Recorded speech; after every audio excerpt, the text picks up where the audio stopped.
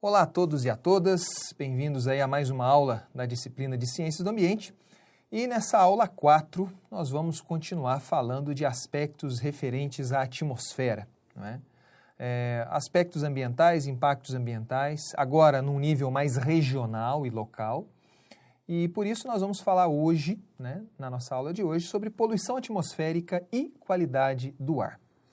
Como sumário, a minha sugestão é que a gente parta das definições gerais, alguns casos de poluição, acredito que já bem conhecido de vocês, né? Vamos fazer uma relação através de alguns gráficos de qualidade do ar e saúde e, por fim, gostaria de apresentar algumas políticas, alguns planos já implementados, né, de gerenciamento da qualidade do ar e tecnologias que muitas vezes estão por trás dessas políticas, ok? Bom, em termos de definições gerais, eu gostaria de iniciar a nossa aula definindo o que é um poluente atmosférico. Nós temos aqui, se vocês tiverem interesse nesse tema, podem sempre clicar nesses hiperlinks que estão na apresentação, né? Mas de acordo com a resolução CONAMA 491 de 2018, entende-se como poluente atmosférico qualquer forma de matéria ou energia com intensidade e em quantidade, concentração, tempo ou características em desacordo com os níveis estabelecidos. Então, ser considerado um poluente ou não, muitas vezes está em função do estabelecimento prévio de determinados níveis, de padrões de qualidade do ar, que é o que nós vamos ver daqui a alguns slides.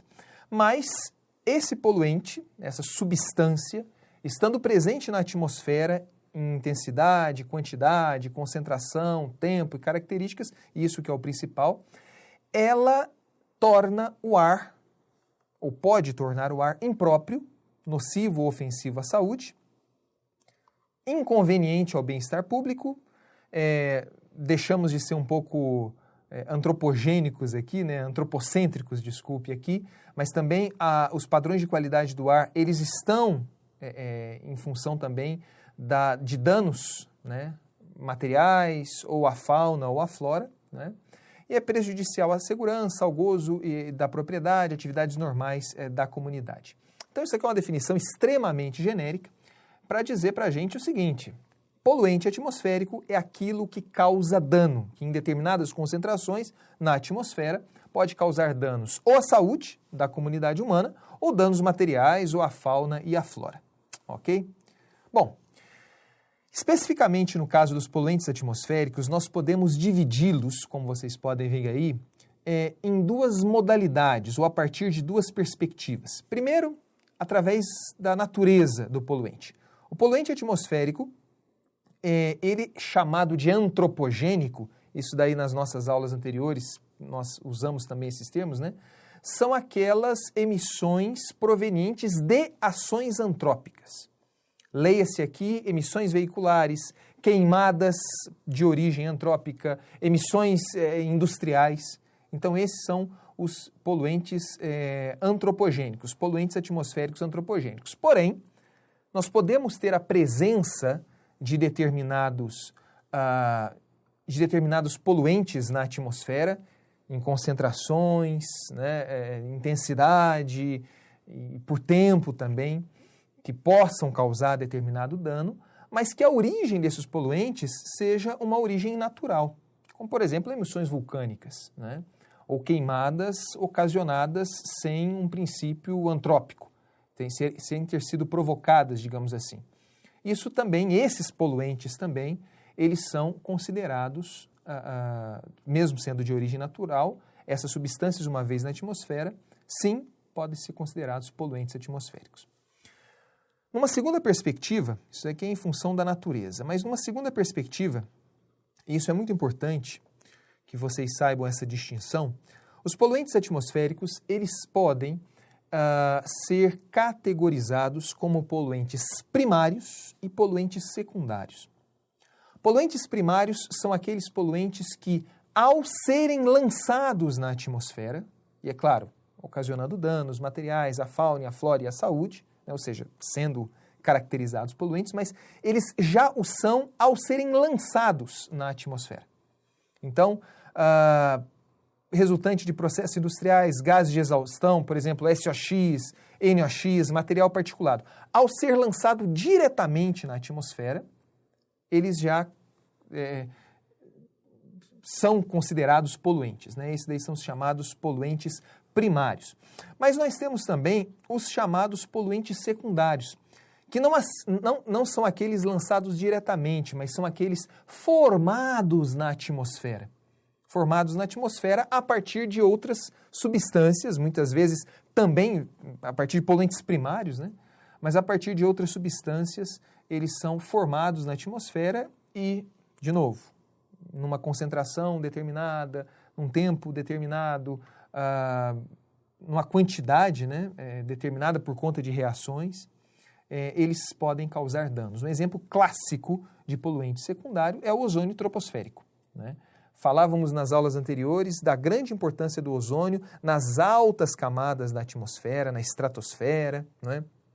Sendo seletivo naqueles comprimentos de onda ultravioleta, impedindo que determinados comprimentos de onda ultravioleta eles atinjam a superfície da Terra, muito associado à camada de ozônio. Porém, o ozônio, na superfície da Terra, né, na troposfera, ele é um poluente secundário, como nós vamos ver, ele é formado através de reações, a partir de poluentes primários, e o ozônio, ele, sendo formado na troposfera, ele pode causar danos, está muito associado a danos ambientais.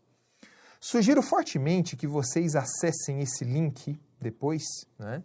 É um link retirado da CETESB, que é a Companhia Ambiental do Estado de São Paulo, né? Pelas características típicas do Estado de São Paulo, muito industrializado, uma grande importância que tem aí na economia nacional.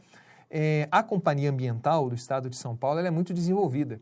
O site mesmo ele é muito assim organizado, então sugiro fortemente que vocês cliquem depois nessa caixinha e aí discorre-se rapidamente sobre a definição desses poluentes, as características desse poluente.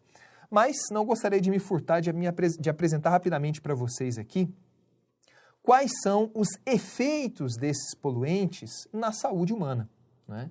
Quando nós falamos de gerenciamento da qualidade do ar, padrões de emissão, padrões de qualidade do ar, vocês vão perceber que os poluentes considerados nessas leis, nesse tipo de gestão da qualidade do ar, eles não fogem muito desses poluentes que vocês estão vendo nessa tabela, né?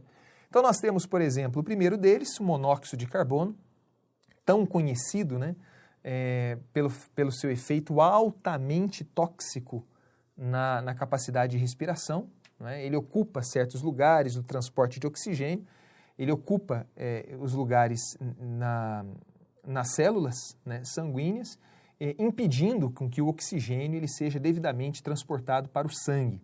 Então nós temos aqui uma preocupação grande com o monóxido de carbono, que é considerado um poluente, tipicamente formado em combustões incompletas e assim por diante. Nós temos os óxidos de enxofre, aqui eu representei como SOx, mas para pegar os óxidos de enxofre, geralmente associado com danos ao aparelho respiratório, agravamento de doenças respiratórias e muito associado também, como nós vamos ver nos próximos slides, à ocorrência da chuva ácida.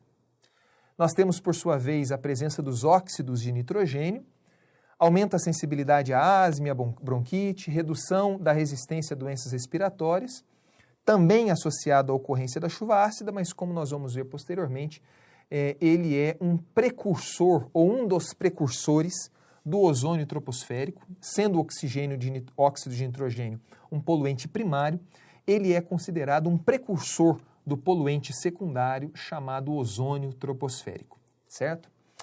Nós temos um outro poluente também tipicamente presente nessas políticas, né, de qualidade do ar, que é o material particulado, né? E o material particulado, ele nada mais é do que partículas, micropartículas, da ordem de 10 micrômetros a 2,5 micrômetros. Quanto mais fino o material particulado, maior a penetração desse material no trato respiratório, então está muito associado a doenças respiratórias, também está associado à alteração no balanço de radiação solar, são os chamados aerosóis, isso daí nós falávamos, né? quando comentava alguma coisa sobre forçante radioativa, e mostrava todos os gases presentes na atmosfera, e nós temos aerosóis que têm uma influência considerável, pode ter uma influência considerável no balanço da radiação, né? Aqui, nesse caso específico, não teria um efeito direto na saúde, mas o material particulado, né, que podemos dizer que é um tipo de aerossol, ele está muito associado a doenças respiratórias, né? Efeitos tóxicos quando presença de pesticida, chumbo, arsênio, enfim. Nós temos aqui uma categoria muito importante também, que são os COVs, compostos orgânicos voláteis. Então aqui nós temos vários tipos de hidrocarboneto, nós temos aqui também aldeídos, etanol, não é?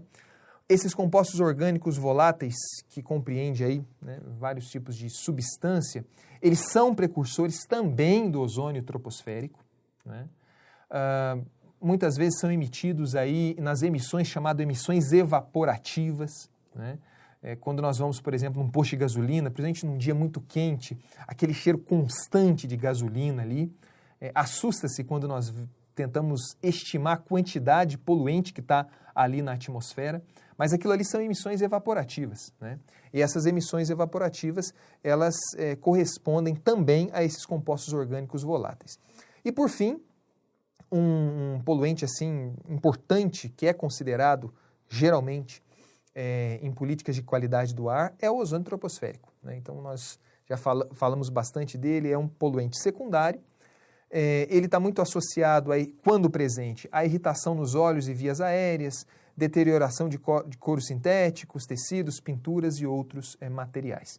Então, todos esses poluentes aqui, de novo, que geralmente são considerados nas políticas de qualidade do ar, eles têm aí as suas características específicas. Aqui nessa simples tabela, eu tentei associá-lo às causas ou a danos reconhecidos, evidenciados, principalmente ao aparelho respiratório, né? Então, quando nós falamos de poluição do ar ou qualidade do ar, nós geralmente tratamos desses poluentes aqui. Muito bem. Gostaria de pensar aqui dois eventos de poluição do ar, que é a questão da chuva ácida e das reações fotoquímicas ou dos smogs fotoquímicos, né? Mas lembrando que o simples fato da poluição, da presença, por exemplo, de material particulado, né, ele já tem, sendo um poluente primário, ele já tem aí uma influência, né, na questão de doenças respiratórias, a simples presença disso. Eu apenas queria citar a ocorrência de dois processos que são muito comuns, né, e como esses dois processos, que você já deve conhecer, como eles se desenrolam em termos reacionais, em termos de processo, e como evitá-los, né? O primeiro deles é a questão da chuva ácida. Então, a chuva ácida nada mais é do que um fenômeno ou um processo muito conhecido na química chamada de deposição ácida, né? Nós temos a deposição ácida seca, a deposição ácida úmida, mas a chuva ácida está geralmente associada à deposição ácida úmida quando você tem a presença de água. Então, a chuva ácida ela ocorre geralmente a partir da presença de óxidos de nitrogênio e óxido de enxofre na atmosfera.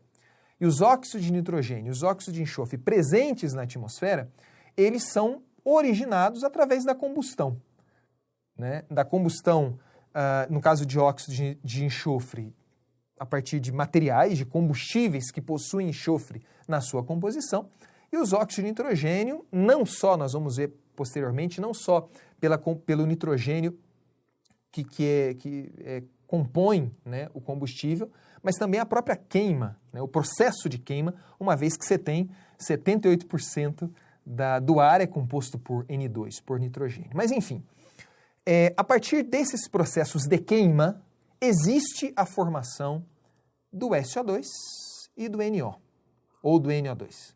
Né? Ou seja, existe a formação de óxido de enxofre e de nitrogênio. E esses óxidos de enxofre e de nitrogênio, ainda na atmosfera, ainda nos processos de combustão, uma vez depois da combustão, né, uma vez na atmosfera, eles podem reagir com a água. E reagindo com a água, forma-se ácidos, como ácido sulfúrico e ácido nítrico, né? Então, a presença desses ácidos, o contato desses ácidos com superfícies ocasiona a corrosão dessas superfícies, né?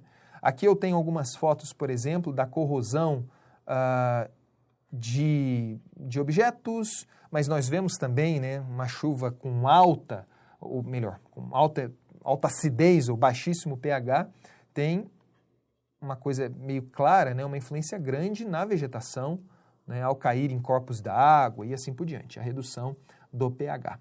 Então, chuva ácida, como de novo vocês já devem saber, está muito associado com a emissão de óxidos de enxofre e óxidos de nitrogênio. Ok? Existe um outro processo, tipicamente associado a causas de poluição atmosférica, a qualidade do ar, que são as reações fotoquímicas, reações a partir da presença, ou melhor, com a presença da luz solar, né? E dentre essas reações fotoquímicas, nós temos aí um processo muito comum, né? E eu vou explicitar os motivos pelos quais ele se torna comum, que é o chamado de smog fotoquímico. De maneira geral, existe um ciclo natural na atmosfera, né, de destruição dos óxidos de nitrogênio através da radiação solar, ou da luz, né, e essa as partes, né, depois dessa destruição, elas se voltam a encontrar e aí fecha-se o ciclo. Vamos ver nesse desenho, que eu acredito que fica mais fácil, ou por essas reações. Nós temos o dióxido de nitrogênio na atmosfera, né? Esse dióxido de nitrogênio, ele é quebrado em óxido nítrico e oxigênio atômico. Então, nós temos aqui o óxido nítrico e nós temos aqui o oxigênio atômico, né? Ele é quebrado a partir da presença de energia solar. Então, comprimento de onda, né, a energia solar a partir, ou mais ou menos, né, nesse comprimento de onda, a energia solar nesse comprimento de onda, promove essa quebra, né, essa degradação assim, do dióxido do NO2, do dióxido de nitrogênio, em óxido nítrico e oxigênio atômico. Esse oxigênio atômico, por sua vez, ele combina-se com o oxigênio molecular presente na atmosfera, formando o ozônio. E esse ozônio, numa situação normal, natural, vai combinar com o óxido nítrico, que veio daquela destruição, digamos assim, do NO2. Então, fecha-se esse grande ciclo. Nós temos, de novo, a presença, então, do NO2, a partir da combinação do ozônio com o óxido nítrico. Esse NO2 ele é destruído pela energia solar, onde sai o óxido nítrico e sai o oxigênio atômico. Esse oxigênio atômico, ele reage com o oxigênio molecular presente na atmosfera, formando ozônio, e o ozônio, finalmente, ele encontra com aquele óxido nítrico gerado lá atrás, formando o dióxido de nitrogênio, e assim por diante. Então, isso daí são as reações em equilíbrio existentes na atmosfera. O grande problema é quando esse equilíbrio é quebrado. Então, lembrando aí da nossa primeira aula do curso, né, a insustentabilidade, ela está muito associada com a quebra dessas reações em equilíbrio, né? E o que nós vemos aqui é um caso muito associado a esse termo. Ou seja, toda vez que eu tiver um aumento da concentração de NO2, ou toda vez que eu tiver uma diminuição da quantidade, né, desse oxigênio atômico, se esse oxigênio atômico ele for capturado de alguma forma na atmosfera, eu sempre vou ter a presença de ozônio troposférico sendo favorecida.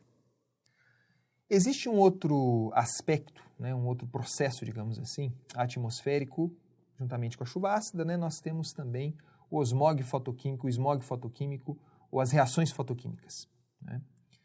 E através das reações fotoquímicas que existe a produção, a geração desse poluente secundário chamado de ozônio troposférico. Perfeito? Cujos efeitos deletérios, né, os danos à saúde, nós já falamos anteriormente. Só que antes de falar para vocês como que esse ozônio troposférico ele é formado, eu gostaria de chamar a atenção por um processo natural que ocorre na atmosfera, um processo de equilíbrio que ocorre na atmosfera. Nós temos emissões de NO2. O dióxido de nitrogênio, NO2, na atmosfera, ele é degradado, ele é quebrado, digamos assim, a partir da energia solar, por isso uma reação fotoquímica, em óxido nítrico, NO, e oxigênio atômico, O. Por sua vez, esse oxigênio atômico, ele reage com o oxigênio molecular O2, presente na atmosfera, produzindo ozônio. O ozônio na atmosfera, por sua vez, reage com o óxido nítrico, produzindo ou retornando ao NO2, que por sua vez, na atmosfera, é quebrado pela energia solar em óxido nítrico e oxigênio atômico e assim por diante. Então, nós temos aqui uma série de reações em equilíbrio ocorrentes na atmosfera. O grande problema é quando essas reações elas são desequilibradas. E o desequilíbrio que nos interessa aqui ver é, toda vez que eu aumento as emissões de NO2 e toda vez que eu capturo o consumo de alguma forma alternativa, alguma forma marginal, o óxido nítrico, facilmente vocês entendem por essas reações que existe uma permanência de ozônio troposférico na atmosfera, né? na troposfera, digamos assim. O aumento da concentração de NO2 é simples, né? Toda vez que você consome muitos combustíveis ou os processos de queima eles se dão em altas temperaturas, você não tem um controle do NOx, você aumenta as emissões de NO2 na atmosfera. Ok. No caso da captura do NO, que num processo natural estaria ali só esperando o ozônio para ser transformado novamente em NO2, esse processo de captura do NO se dá a partir da presença de compostos orgânicos voláteis na atmosfera. Então, a presença de compostos orgânicos voláteis na atmosfera, peróxidos atmosféricos ou, é uma outra forma de chamar compostos orgânicos voláteis, mas hidrocarbonetos, aldeídos, cetonas, né? Mas esses compostos orgânicos voláteis na atmosfera, em especial os hidrocarbonetos, ele tem essa capacidade de capturar o óxido nítrico. E, em função disso, nós temos então o ozônio aqui esperando um óxido nítrico que sempre será capturado por um composto orgânico volátil. E com isso você aumenta, né, a concentração de ozônio a nível da troposfera, gerando grandes problemas associados à saúde. Ok? Então esse é o processo do que nós chamamos do smog fotoquímico.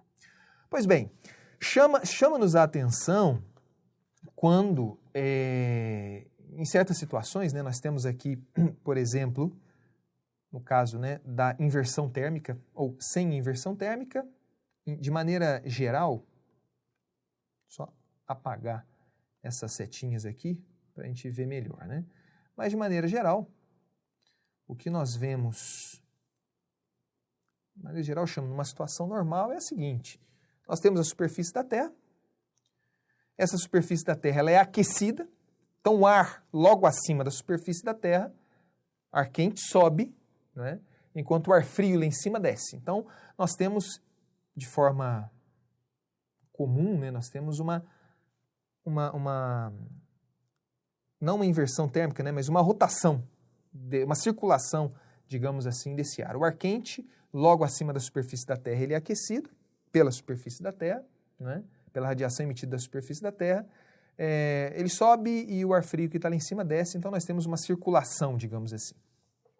De modo que o ar quente, de novo, sobe e o ar frio ele desce. O grande problema é quando nós temos, o que você já deve ter ouvido falar, da chamada inversão térmica, muito comum em dias de inverno, onde a superfície da Terra ela não é tão aquecida, tem baixa umidade, então ela não sobe, digamos assim, com muita facilidade. E o fato de não subir com muita facilidade, junta-se a esse fato, me desculpe, muitas vezes a grande concentração de poluentes. Então nós temos realmente uma inversão térmica, onde o ar frio ele fica embaixo, o ar quente fica em cima, não existe essa circulação em grandes altitudes, né? E para agravar, nós temos aqui a concentração, né, de poluentes que, numa situação de não inversão térmica, ela seria um pouco menor, porque essa circulação ela favorece a dispersão dos poluentes ao longo da atmosfera, né? No caso da inversão térmica, você tem uma concentração maior numa estreita faixa, né, acima da superfície. Ok?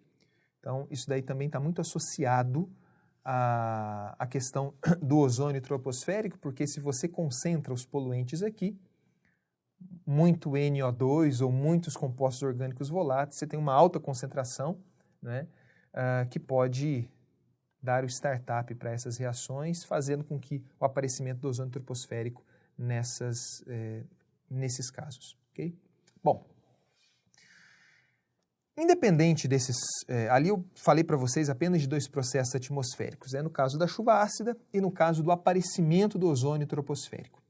Mas independente disso, nós temos outros poluentes primários que, de novo, repito, né, o simples fato deles estarem na atmosfera já é uma causa, ou poderia estar associado a um fator de risco para a sua própria vida, né, um fator de risco associado à diminuição, né, da saúde da população, né. Esse gráfico aqui é um gráfico de 2007 e chama-nos um pouco a atenção.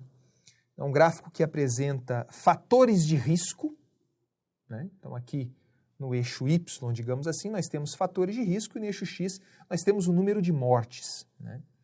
E nós vemos que a poluição do ar, aquela dentro de casa, né, e aquela na rua, digamos assim, outdoor na rua e indoor dentro de casa, ela está associada a mais ou menos 10% das mortes verificadas no ano de 2017 no mundo. Então, ela ocupa aí o 4º lugar, né?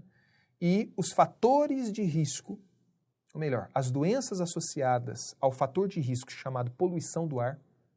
Então, nós temos infarto, câncer de pulmão, doenças respiratórias, diabetes, doenças respiratórias crônicas. Todas essas doenças elas podem ser desencadeadas, isso é evidenciado, por esse fator de risco chamado de poluição do ar, né? E essas doenças levando a óbito, nós temos então uma associação direta entre a morte com esse fator de risco e a poluição atmosférica, ela ocupa aí o 4º lugar, estando associada no ano de 2017 com 5 milhões de mortes. Não é pouca coisa, né? Não é pouca coisa mesmo.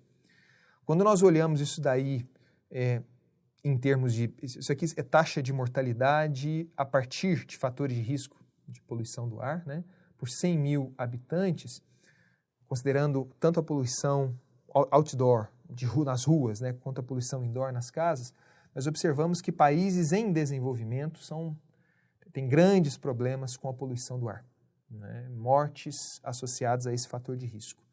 Nós vemos aqui principalmente países africanos, né?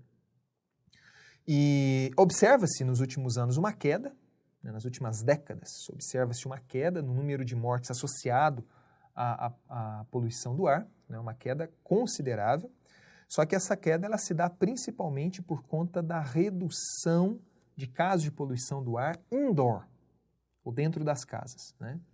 Então vocês devem se lembrar talvez aqueles longos programas em países na Índia, se eu não me engano, ou na África, para trocar os fogões, né, que eram abastecidos a lenha dentro de casa e criava fuligem, né, e que tinha uma associação direta com doenças respiratórias naquela população que tinham que se submeter a essa situação, mas a troca desses fogões já deu aí uma melhoria na qualidade de vida da população. Mas a queda que isso daí é um pequeno exemplo, né, mas a queda da poluição, das mortes associadas à poluição do ar, hoje se dá principalmente pela queda da poluição indoor, né? Agora, a poluição outdoor, principalmente associada a material particulado, ela permanece constante. É aqui que estão os problemas, né? Os problemas que nós devemos enfrentar, pelo menos na realidade brasileira. Poluição outdoor, por exemplo, emissões veiculares, de indústrias, né? E assim por diante, ok? Bom, falando nisso, nós temos vários programas de gerenciamento da qualidade do ar ou formas de manter ou garantir que o ar ele tenha uma qualidade, ele não seja nocivo, né, o ar que nós respiramos não seja nocivo para a nossa saúde. Isso se dá através do controle, do gerenciamento e controle da presença de poluentes atmosféricos. Na resolução CONAMA 491 de 2018, foram apresentados os novos padrões de referência para a qualidade do ar, né? Essa resolução vocês conseguem facilmente encontrar pela internet e, como eu falei para vocês, os poluentes atmosféricos gerenciáveis a partir que constam, né, nesses padrões de referência, a partir dessa resolução, nós temos aqui o material particulado, 10 micrômetros de 2,5, dióxido de enxofre, dióxido de nitrogênio, partículas totais de suspensão, fumaça, nós temos aqui a presença do ozônio troposférico, monóxido de carbono e chumbo também é considerado. O que nós observamos nesses padrões de referência, né, que estão sendo implementados é que nós temos, primeiramente, padrões intermediários e, por fim, nós temos um padrão que nós gostaríamos de atingir, né, que são aqueles padrões preconizados pela OMS, né, Organização Mundial da Saúde. Vocês poderiam perguntar, poxa, por que a gente já não coloca como meta esse padrão final da Organização Mundial da Saúde? Porque você pode colocar qualquer número de padrão de referência para a qualidade do ar, né? Mas você tem que, a tentativa de garantir que esse padrão de referência ele seja respeitado, você tem que garantir que as emissões veiculares ou de atividades humanas, elas garantam, né? Elas se adequem, digamos assim, a esse padrão de referência. Então, isso daí nós estamos falando não apenas em mudar hábitos, né, mas mudar tecnologia, né, mudar tecnologia, o que não é uma coisa tão simples assim. Então, a resolução CONAMA, ela sugere essa redução gradual, né, como vocês podem ver, sempre tem uma redução nesse sentido, até atingir aí, isso aqui é a nível nacional, tá? Os estados têm as suas políticas próprias, como nós vamos ver no estado de São Paulo, mas é uma redução gradual a fim de atingir esse padrão preconizado pela OMS. Então, isso daí são os valores. Aqui nós temos o período de referência, as medições que são feitas. Okay? Em termos de gerenciamento da qualidade do ar do Brasil, recentemente eu encontrei esse artigo, pelo menos na versão que eu encontrei, era a versão mais atual, embora não seja tão atual, sim, vocês podem acessá-lo por esse link. Mas só para vocês terem uma ideia, ou pelo menos só para a gente ter uma dimensão, como que o Brasil está alocado nessa questão do gerenciamento da qualidade do ar, né?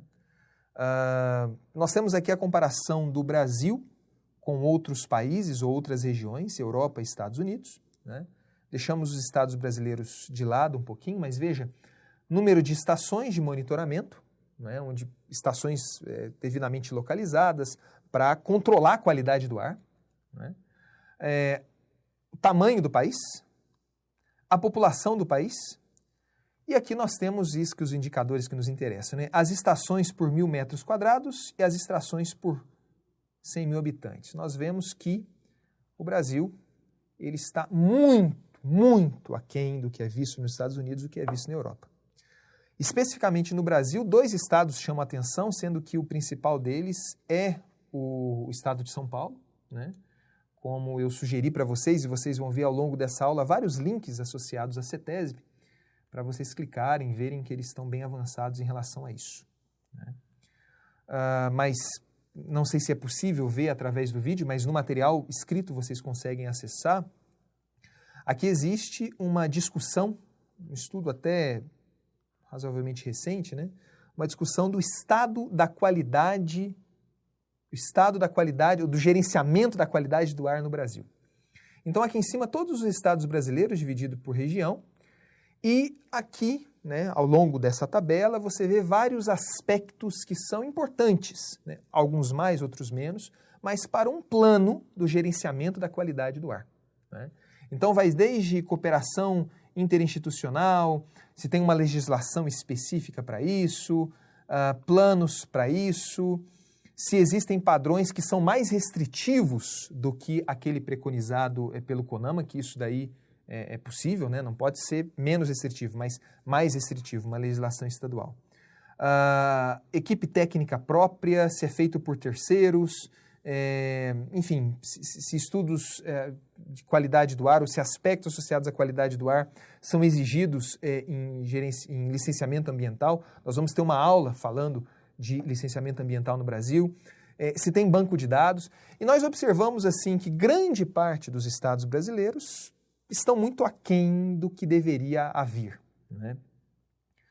Os quadradinhos vermelhos, a resposta é não. E os quadradinhos verdes, a resposta é sim. O que nós observamos é que na região mais desenvolvida, que é a região sudeste, nós temos uma predominância, digamos assim, de quadradinhos verdes.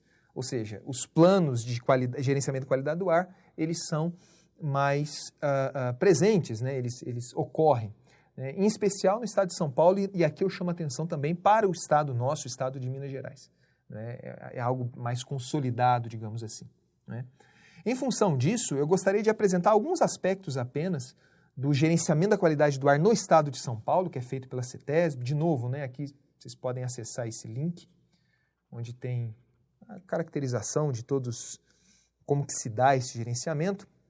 Mas no estado de São Paulo existe um índice, né, um índice chamado Índice de Qualidade do Ar. E esse índice de qualidade do ar, você pode acessar ele agora, numa determinada região do estado de São Paulo. Esse índice ele é composto pela presença, né, ou pela aferição da presença desses determinados poluentes e a concentração desses determinados poluentes naquela região, né? Então, concentrações mais baixas desses poluentes proporcionam uma qualidade, ou garante uma qualidade denominada boa, e concentrações muito altas desses poluentes teriam uma qualidade do ar péssima, né? Além disso, existem os eventos agudos, né? Aqui nós estamos falando de uma série, eu não me lembro aqui agora qual é a metodologia de medição. Sim, desculpe, por 24 horas, né? Medição em 24 horas. Mas existem, às vezes, casos agudos que, no caso do estado de São Paulo, acende ali sinais de alerta, de atenção, de emergência, né? Como eu falei para vocês, isso daqui é apenas 2 prints, né? Se vocês entrarem no site da CETESB, você tem boletins diários ali, né? Até por hora que você tem, e as regiões do estado de São Paulo, as estações que são consideradas, mostrando ali, né, a qualidade do ar boa ou moderada e assim por diante, né? No caso do estado de São Paulo, que é historicamente reconhecido, né, aquela imagem do céu muito escuro, muito poluente, mas tem, por conta disso, né, claro, ele tem feito grandes avanços no gerenciamento da qualidade do ar. E os históricos, assim, nós observamos principalmente bom ou moderado, né? Isso é muito bom. No caso do programa, como eu falei para vocês, Estado de São Paulo da CETESB, nós temos critérios assim para episódios agudos de poluição do ar. Então, a sirene é ativada, não é? E pode colocar a população no estado de atenção ou de alerta ou de emergência. São coisas específicas, né? Um pouco parecido com o que nós vimos nesse caso aqui do índice de qualidade do ar, mas o índice ele considera já uma região, ele não é tão pontual assim, ok? No caso de episódios agudos de poluição do ar, de novo, né, a presença desses poluentes no ar está associado a níveis de atenção, de alerta de emergência, e tem todo o protocolo para orientar a população o que deve ser feito nesses casos. Bom, até agora eu apresentei para vocês o que nós chamamos de padrão de qualidade do ar. Certo? Ou seja, o padrão de qualidade do ar ele está associado à concentração daquele determinado poluente no ar. Só que aquele determinado poluente, principalmente os primários, eles estão ali porque eles vieram de algum lugar, né? Então, existem legislações específicas e é dessa forma que você garante, ou pelo menos tenta garantir, que o padrão de qualidade do ar ele seja respeitado, pelo menos os padrões de referência, mas existem legislações específicas associadas a padrão de emissão, né? E uma delas, por exemplo, é o programa, né, o PROCONVE, o Programa de Controle de Emissões Veiculares. Especificamente aqui eu peguei algumas tabelas para vocês de resoluções CONAMA. As resoluções CONAMA, elas orientam aí, digamos, a política ambiental brasileira, né? Ela tem um aspecto legal, ela deve ser cumprida. E isso aqui são algumas alguns exemplos, pouquíssimos exemplos, teria muitos outros, de padrões de emissão associados à geração de calor, não é? A partir de combustíveis diferentes e que devem ser respeitados por força de lei. Isso aqui é uma lei nacional. É claro que os estados eles podem ter leis um pouco mais restritivas. Ou seja, uma caldeira que gera calor a partir de óleo combustível, dependendo da potência nominal da caldeira, essa daqui é a emissão máxima de material particulado que deve ter, dióxido de nitrogênio e óxido de enxofre. Uma caldeira ou geração de calor a partir de gás natural, né? Essas aqui são as emissões de NOx ou NO2 que devem ser garantidas. E bagaço de cana, nós temos material particulado e de NOx. Poluentes não considerados, em alguns casos, né? Quer dizer que eles não são considerados relevantes. O que isso daí significa no dia a dia? Às vezes você vai trabalhar numa empresa e você pode até gerenciar essa base de dados, você vai ter ali, se a empresa ela fosse licenciada, certinha, né? É que a empresa ela é obrigada mensalmente, diariamente, às vezes, ou de 6 em 6 meses, fazer a medição das emissões das caldeiras, ou de óleo combustível, de gás natural, de bagaço de cana. E as emissões, lá tirado na ponta da chaminé da caldeira, ela tem que obedecer esses limites de emissão, né? Caso contrário, a empresa ela pode sofrer aí, punições judiciais, multas e assim por diante. Ou seja, diferente dos padrões de qualidade do ar, nós temos também padrões de emissão. Aqui, emissão de fontes fixas, mas nós temos também padrões de emissão de fontes móveis, como são os veículos, né? E aqui nessa tabela, com muito cuidado, né, eu tentei resumir quais são ou quais foram e têm sido, né, os padrões de emissão associados a fontes móveis, né, veiculares, mas no contexto do PROCONVE, né, o Programa de Controle de Emissões Veiculares. O que nós vemos é o seguinte: o PROCONVE, ele foi um programa, ou tem sido, né, porque ele não acabou ainda, ele está na sua 8ª fase, ele tem sido um programa de muito sucesso no Brasil, e eu vou mostrar para você o resultado disso, né? E o programa, da mesma forma como foi feito, né, no slide anterior, para fontes fixas, ele determina limites máximos a serem atingidos pelas fontes móveis, pelos veículos. Mas como isso é atingido? Principalmente através de veículos novos que são colocados, né? E esses veículos novos eles já devem respeitar, as emissões desses veículos novos já devem respeitar esses limites.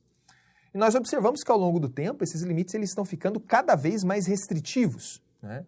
Muito associado também ao avanço da tecnologia.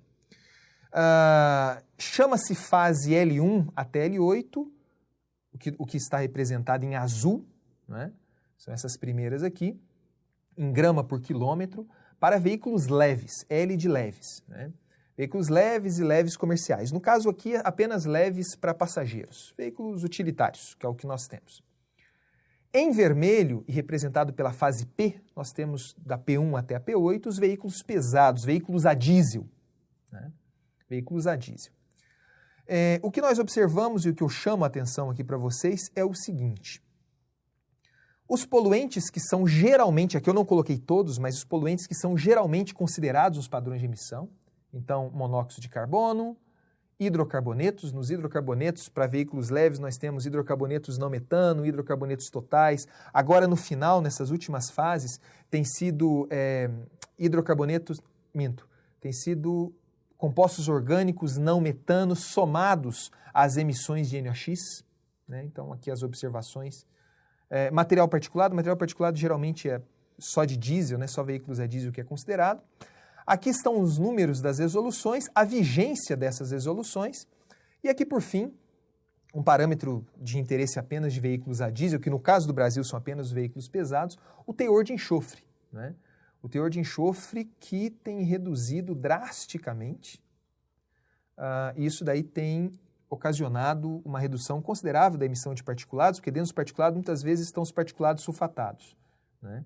E, obviamente, a emissão de dióxido de enxofre para a atmosfera. Bom, antes de entrarmos nos resultados desse programa brasileiro, né, do PROCONVE, e para vocês verem como que as emissões estão reduzindo, mesmo com o aumento do número da frota, né, do tamanho da frota, é bom sabermos de onde que estão esses poluentes. E nós vemos aqui um gráfico bem recente da CETESB, né, um inventário aí de emissões da CETESB, apenas para a região metropolitana do estado de São Paulo, mas aí apresenta uma figura, digamos assim, para o Brasil todo. Quando nós falamos de emissão de monóxido de carbono e hidrocarbonetos, principalmente esses dois, nós vemos que os grandes responsáveis pelas emissões são os veículos leves. São os veículos leves. Mais de 60% das emissões em média. No caso de NOx e no caso de material particulado, nós temos aqui uma grande contribuição dos veículos pesados a diesel. Ok? No caso de SOx, o grande problema está nas indústrias, né? Ou seja, processo industrial. Mas eu chamo a atenção aqui, material particulado de 2,5, né, que são os mais perigosos, nós temos aqui a presença, né, de aerosóis secundários, ou seja, são aerosóis formados na atmosfera, a partir de enxofre, nitrogênio, de material particulado. Você forma essas partículas sólidas, líquidas, que têm essas características, né? Nós temos aqui, no caso de material particulado em 2,5, nós temos a presença, material particulado de 10 micrômetros, nós temos também, uma das grandes fontes, a ressuspensão, ou seja, poeiras, né? Levantar poeira, digamos assim, está embutido aqui dentro, né? Chama a atenção também para um aspecto interessante, a emissão de hidrocarbonetos. Se não é uma coisa tão trivial, né? Mas as emissões evaporativas que estão aí, na hora do abastecimento, do veículo no sol e assim por diante, né? Esta figura que vai ser, digamos assim, representada nos próximos gráficos, principalmente quando eu pegar o inventário nacional, que vocês vão ver a preponderância de cada tipo de veículo. Aqui nós temos os inventários da CETESB referentes ao ano de 2020, mas publicados em 2021, e são dados desde 2006.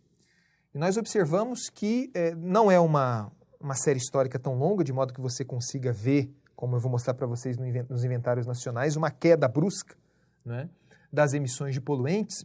Aqui eu estou pegando apenas da região metropolitana, do estado de São Paulo, mas existe uma queda.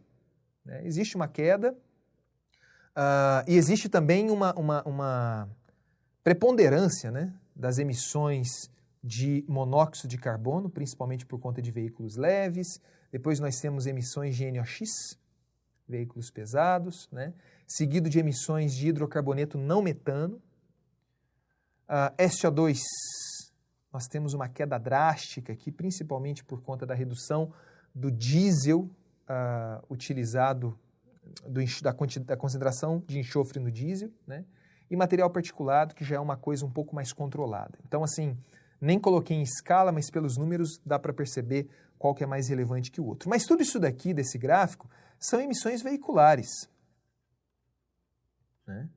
E as emissões veiculares, só para vocês terem uma ideia de ordem de grandeza, elas geralmente são muito maiores que as emissões de fontes fixas. Essas emissões aqui, elas são apenas de indústrias selecionadas ou monitoradas no estado de São Paulo e na região metropolitana.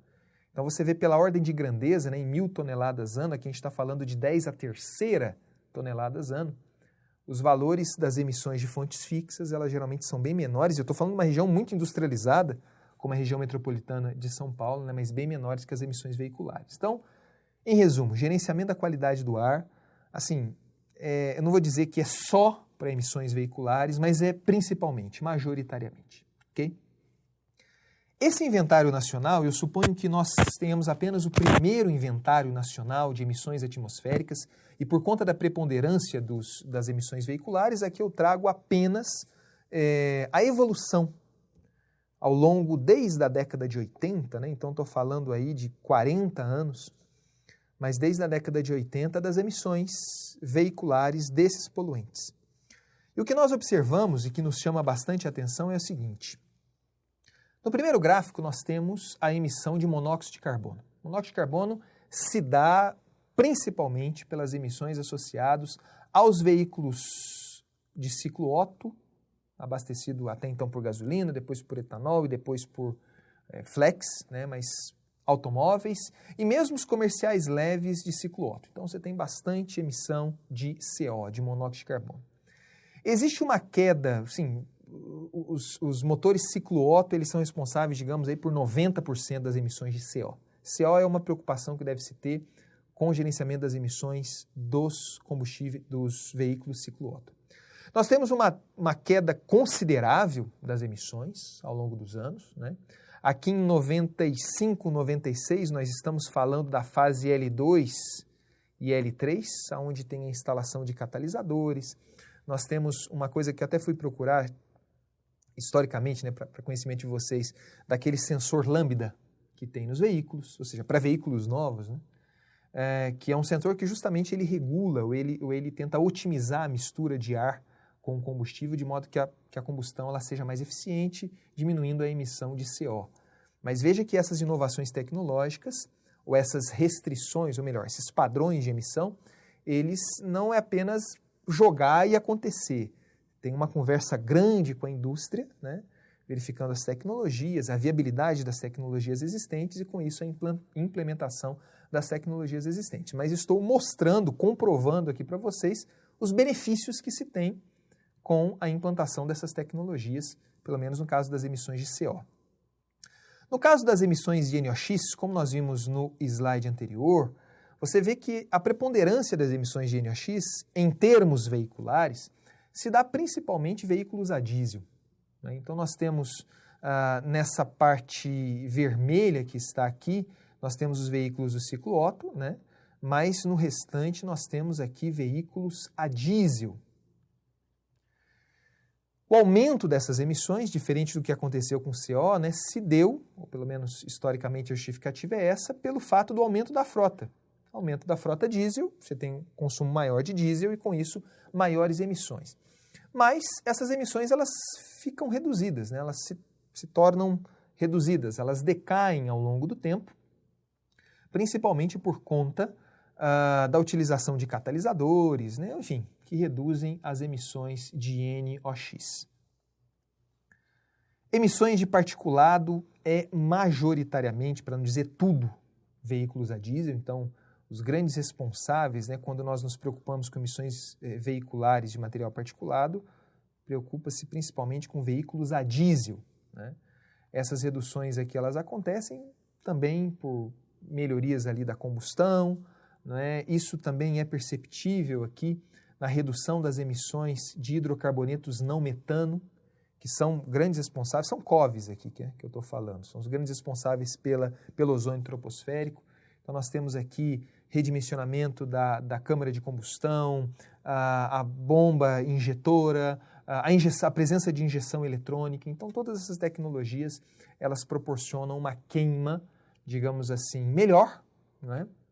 Pelo menos em termos de emissões de poluentes, e também um controle, né? Catalisadores, por exemplo, é um controle pós-combustão. Eles reduzem essas emissões, mas vocês veem que, em todos os casos, isso aqui é um inventário nacional de 2011, mas em todos os casos, mesmo no NOx, nós temos uma redução das emissões, mesmo com o aumento da frota. Aqui não é um gráfico relativo, mas é um gráfico absoluto de emissões. Ok? Bom, deixando de lado um pouco essa questão das emissões veiculares, né, cujos programas assim, eles já são bem conhecidos, comprovadamente de sucesso, né? No caso do Brasil, embora sempre hajam críticas, enfim, essas últimas fases, L8, né, L7, L8, P7, P8, sempre, é o que eu falei, tem que haver essa conversa com a indústria, né, mas deixando um pouco de lado as emissões veiculares e pensando no gerenciamento da qualidade do ar a partir de fontes fixas, né, não fontes móveis, eu gostaria de apresentar rapidamente para vocês tecnologias que a indústria geralmente usa para o controle dessas emissões de poluentes atmosféricos. Aqui eu vou tratar de material particulado, óxido de nitrogênio e óxido de enxofre, basicamente, né? Nós já caminhamos aí para o final da disciplina. Bom, Só para vocês terem uma ideia, eu falei para vocês no início da aula, né, 2 diâmetros típicos, né, o material particulado ele tem um diâmetro característico, eles são caracterizados por um determinado diâmetro, existe uma técnica para medir isso, mas nós temos aqui o material particulado de 10 micrômetros e o material particulado de 2,5 micrômetros, e aqui um fio de cabelo. Então, só para vocês terem uma ideia do tamanho que são 10 micrômetros e do tamanho que são 2,5 micrômetros, né? E nós observamos o seguinte, essa daqui são as faixas típicas de partículas na atmosfera, né, a presença dos aerosóis, aqui, se bem que esses aerosóis eles estão muito grandes, assim, eu acho, mas enfim, né, incineradores, mas vários particulados, seus tamanhos típicos, né, visível ao olho humano, microscópico óptico e microscópio eletrônico. Para cá você tem a diminuição do diâmetro característico desses particulados. E aqui embaixo nós temos os tipos de separadores de particulados, tecnologias já conhecidas, consolidadas, em função do range, do diâmetro de particulados que eles conseguem reter, que eles conseguem separar, né? Nós temos, por exemplo, a câmara de sedimentação, é aquela mais assim, a mais barata, mas também ela separa, ela tem uma eficiência de separação, apenas em particulados maiores, né? Quando nós falamos de ciclones ou ciclones de alta eficiência, esse range ele aumenta, né? Esse intervalo com alta eficiência de separação, de controle de particulados, em função da diminuição do particulado. Passamos por filtro de Manga, lavadores de gás e, é claro, os precipitadores eletrostáticos, que são os mais eficientes, digamos assim, justamente porque ele consegue separar o maior range de particulados, que vai desde particulados visíveis ao olho humano até particulados extremamente pequenos, né, extremamente mesmo pequenos, que só poderiam ser vistos em microscópio eletrônico. Obviamente, né, não tenho valores aqui para mostrar para vocês, mas nós temos aqui, quanto maior a eficiência de separação, e entenda nesse caso, eficiência de separação é separar uma maior faixa de particulados, né? Quanto maior a eficiência, maior os custos, obviamente, né? Isso aqui são algumas fotos, nesses links vocês podem clicar para ver alguns aspectos operacionais desses separadores, né? Nós temos aqui os ciclones, cuja separação se dá pelo simples fato, uma separação mecânica, basicamente, né? Você submete, né, o fluxo de ar, de gás sujo, né? Fluxo de gás sujo entrando por aqui, ele é submetido a um movimento ciclônico, né, de modo que as partículas pesadas, maiores, elas são jogadas fora desse movimento, então elas ficam aqui na parede, né, caem, são recolhidos aqui, e aqui por cima sai o ar limpo, né? Então, a entrada do ar sujo desse lado, e aqui desse ar limpo na perspectiva do ciclone, né, a eficiência desse ciclone. No caso de filtros de Manga, né, então você vê um engenheiro aqui bem pequenininho aqui em cima, são grandes filtros, são panos, né? Você submete o ar através desses panos, aqui o ar sujo, né? Esses panos, são tipo filtros mesmo, né? E o material particulado fica retido nesses panos. Então, já sugere-se aí, né, alguma preocupação que você tem que ter com a temperatura do fluxo de gás. Esses panos eles têm que ser limpos, né, periodicamente, então tem que ter um processo, né, uma forma de limpar esses filtros de Manga. No caso dos lavadores de gás, como o próprio desenho mostra, é você submeter o gás sujo, lavar esse gás sujo, né, a um fluxo, um spray de água, né? Em função da presença de redução ou de aumento da vazão desse gás sujo, você tem aí a possibilidade desses particulados eles serem removidos, né, juntamente com a água, né? Logo depois esse gás é passado por um separador ciclônico, você tem um gás limpo aqui. E por fim, né, nós temos o melhor deles, que é também o mais caro, né, que é o precipitador eletrostático. O precipitador eletrostático nada mais é do que você submeter o gás sujo, né, a um campo elétrico. Então, você submete esse gás, essas partículas elas são ionizadas, né, de um lado, você tem, né, esse gás sujo aqui. Essas partículas, elas são ionizadas, né, submetido por um campo elétrico aqui, essas partículas, e uma vez ionizadas, elas vão ser atraídas, né, pela outra placa. Então, não tem como, de fato, você não deixar qualquer partículazinha, por menor que seja, você consegue recolher, você consegue separar. Ok? Precipitador eletrostático. Bom, essas são as tecnologias para material particulado. Para controle de NOx, antes de vermos as tecnologias, é muito importante nós sabermos pelo menos as principais formas, né, as principais maneiras de formação dos óxidos de nitrogênio. De maneira geral, os NOx, ou as emissões de óxido de nitrogênio, elas podem ser categorizadas, né, como os óxidos de nitrogênio de combustível e os óxidos de nitrogênio formados pelo ar. Como o próprio nome diz, óxido de nitrogênio de combustível, ele está intrinsecamente associado à presença ou à concentração de nitrogênio no combustível queimado. Então aqui nós temos essa tabelinha aqui em cima, né? A presença em termos de massa, em percentual de massa, de nitrogênio em vários tipos de combustível, né?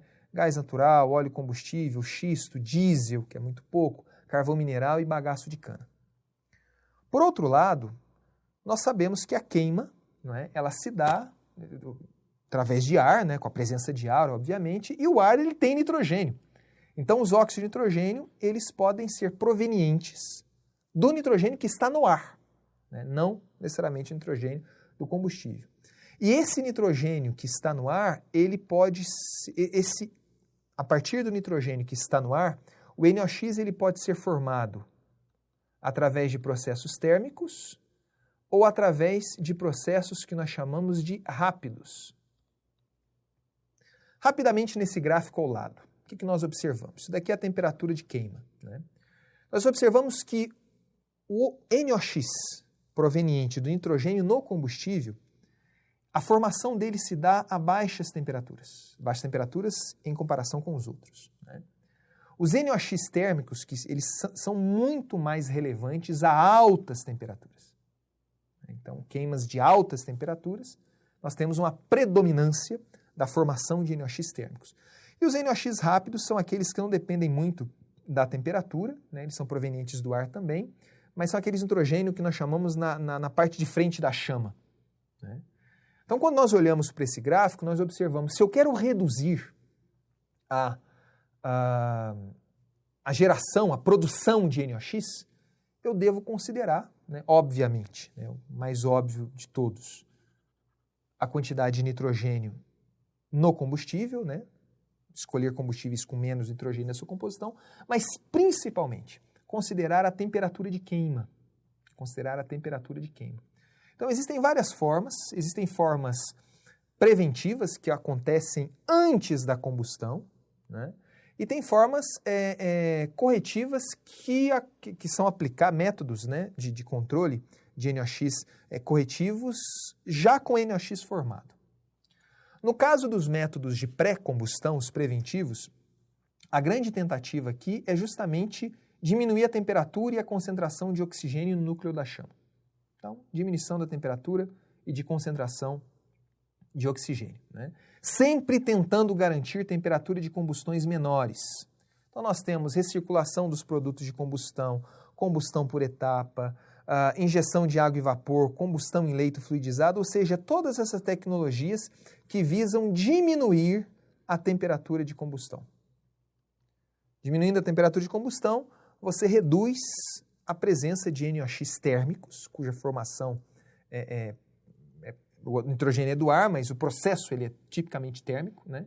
E de acordo com o gráfico abaixo, uma vez formados, né, eles são muito preponderantes, né? Os NOx térmicos, em termos de quantidade, eles são, de concentração, né, eles são muito preponderantes. Então, a ideia é controlar a temperatura de combustão. Já nos métodos de pós-combustão, né, aqui eu tenho a injeção de amônia, né? E a amônia, ela reage com os NOx, amônia ou ureia, né, reage com NOx e forma nitrogênio e água. Isso aqui está muito associado aos catalisadores, né? Pode ter a presença de catalisador ou não. Né? Isso, no caso aqui, nós temos a presença de catalisador. Isso aqui é uma forma também, aproxima-se do que nós vemos catalisadores dos carros, ou é o processo que, se eu não me engano, nas últimas fases do Proconv estão exigindo dos novos caminhões, né? Para o controle de emissão de NOx. E por fim, né, nós temos aqui os controles, as tecnologias de controle, apenas para conhecimento de vocês, das emissões de óxidos de enxofre.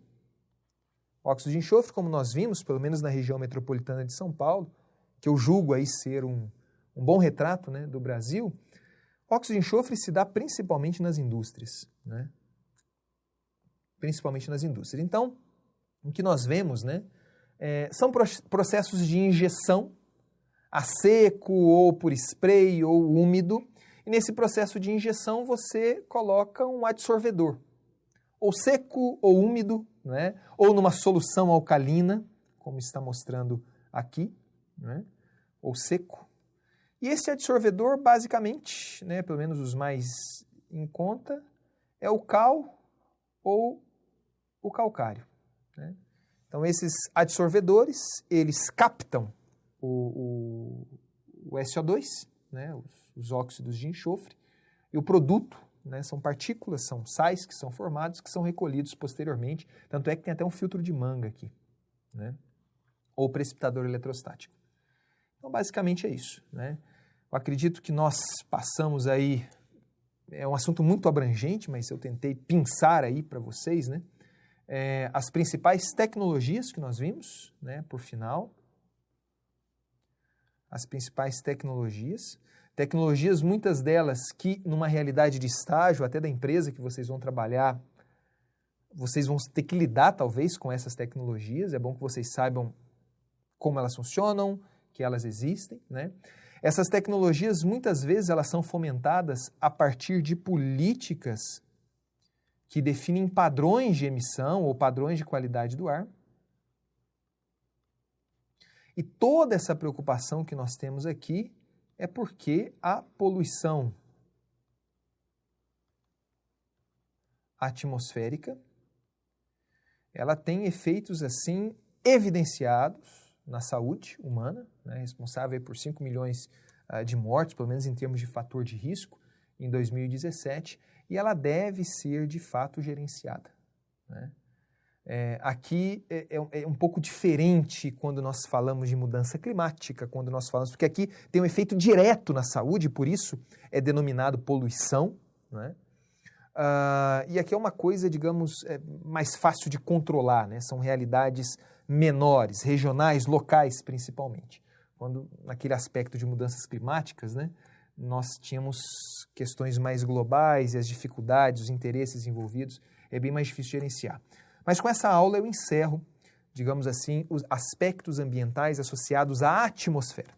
Na próxima aula nós vamos aí ou para solos ou para água, mas eu acredito que nós tenhamos aí, nessas 3 aulas, passado pelos pontos mais sensíveis, né, das ciências ambientais associadas à atmosfera. Ok? Agradeço muito a atenção e a paciência de vocês.